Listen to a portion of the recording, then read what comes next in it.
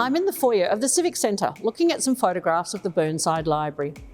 Welcome to Burnside Highlights for the 25th of August 2021. Do you remember when the library looked like this? I do. The library is now over 30 years old and it brings back many memories for our users. At a time when there is a battle on for state government financial support for libraries, I want to remind you all of how important our library is. In our last annual community survey, this library rated 8.77 out of 10. We served you uniquely during COVID too. You keep telling us how much you love our library to read, research and recreate. And this week is Book Week. So come and look at the photos and enjoy our wonderful Burnside Library. There's a new round of community grants starting soon. So if you're an individual, a group or a club that would like the support to run an event or program for the benefit of Burnside residents, then read the conditions and put your application forward.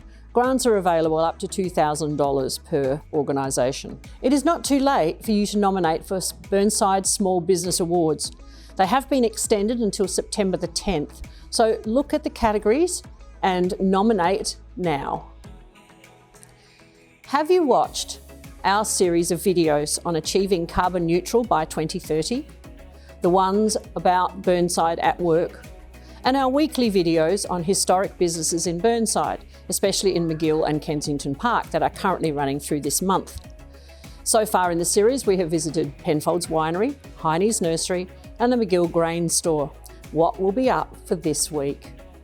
If you're interested in and have skills, expertise and understanding of the importance of heritage and history in Burnside, you might want to apply to be on our Heritage Reference Group. This was recently advertised in the Eastern Herald, as was the opportunity to apply to be on our Disability and Inclusion Committee.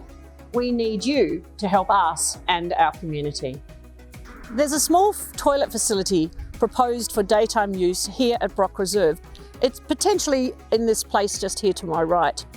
Since the increased popularity of the Mount Osmond walking trails, there's been identified a need for such a facility to support walkers as they hike from Brock Reserve, which is on Dashwood Road, up and down the Mount.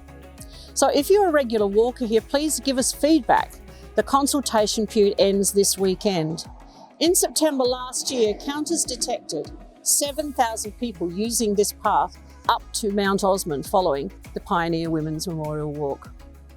Last night at council meeting, we approved the co-naming of Kensington Gardens Reserve as Kensington Wama and the new nature play space when completed as Kensington Wama Makunga.